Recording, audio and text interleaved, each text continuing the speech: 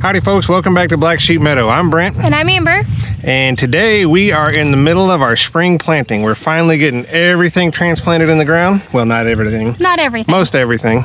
We have, we're doing our garden trellis here where we're actually gonna trellis cucumbers. We're gonna do some squash and some beans. Some beans? Some peas. Yeah, well, that's right, some peas.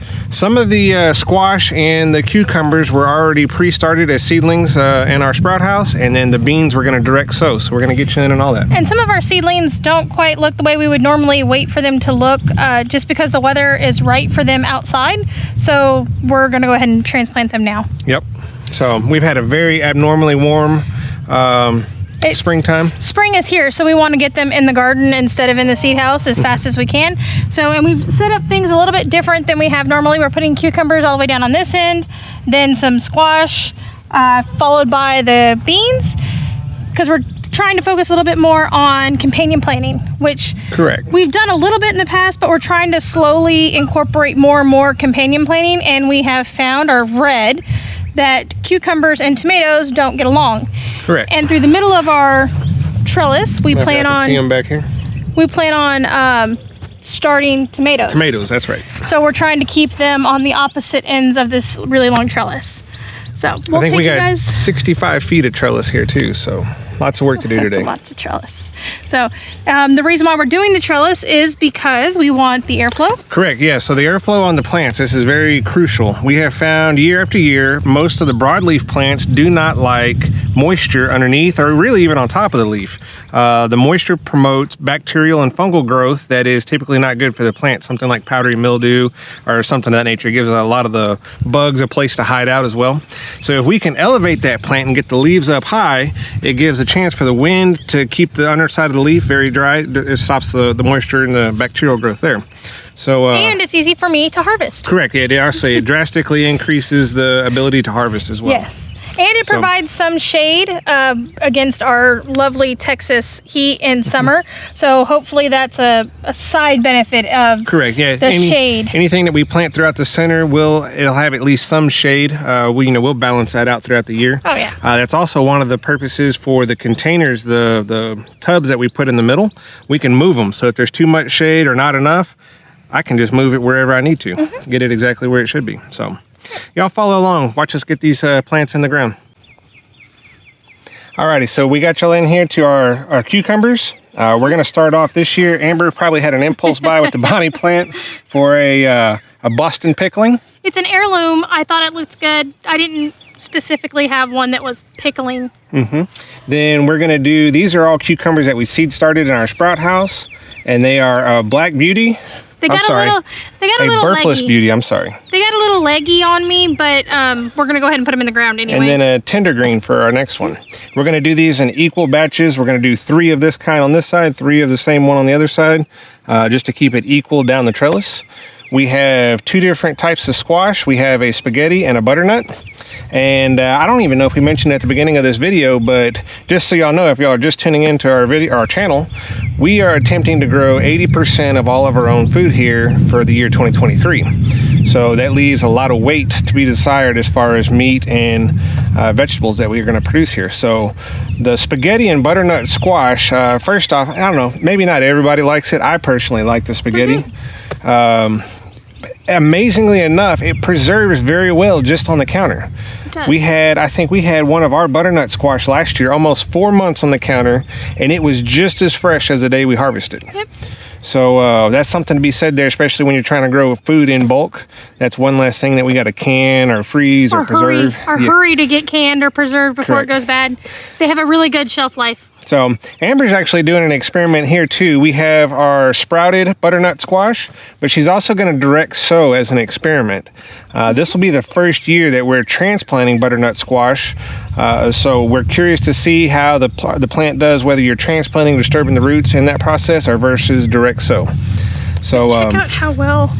Is this one of them? That's the Burpless Beauty. One of them, the roots is doing. Yeah, check out our roots. Our root system is phenomenal. It's going to be very tough to get those roots out of that container too bad. without damaging them. But that is and they'll pick back up once they transplant. So yeah, like I said, they got a little leggy on me in the seed room, which is why normally they would stay in the seed room for several more weeks, but spring is here. Yeah. So we need to get them in the ground and out of the seed starting room. We're growing zone 8B, and we are just approaching the second week of March, and it's something like the next 14-day forecast doesn't have anything below 55 degrees for the low temperature. Yeah. Some days we're touching like 88, so. Yeah, we're getting close to the 90s already. We're gonna get y'all in on a time lapse, and we're gonna get all of this planted, and then we'll touch back as soon as we get to the beans.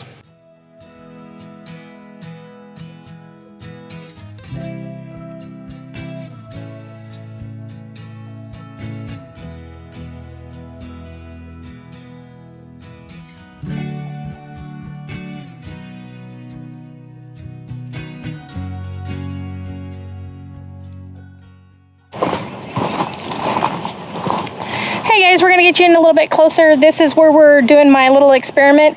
We've planted the seedling butternut squash, and now I'm gonna do some direct sow. We've done them on both sides, and we're just gonna see how the plants progress throughout the year. If one happens to be better than the other. Years past, we've always direct sown these. This is the first year we've seed started, so I'm just curious to see how they do.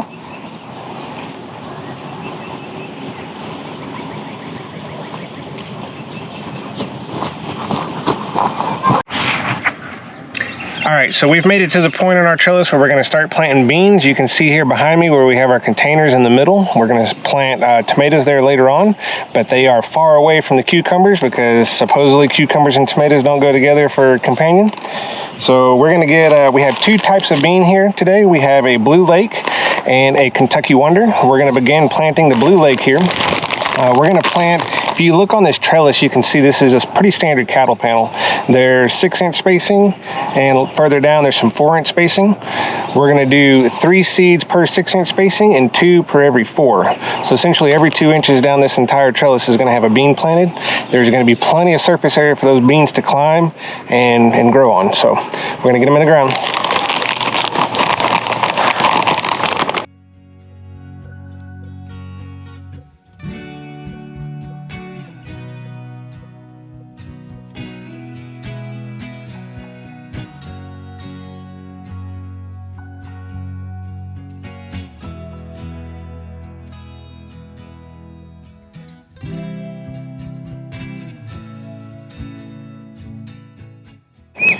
Alrighty folks, so we got all of our cucumbers, squash, and beans planted on our trellis. We have just one last little small section there. We're going to do a Sugar Daddy snap pea.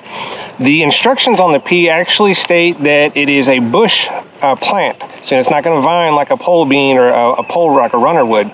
So that being said, the instructions actually say you can plant it on a trellis. It'll actually help with the harvesting. The plant may get up to 36 inches tall. So what we're going to do is we have plenty of the containers in the middle of our trellis. We're going to plant 2 containers with the sugar snap peas at the very end, and then we're going to do 1 section of trellis with the sugar snap peas on either side. So we're going to get these planted, and that'll be it for the trellis.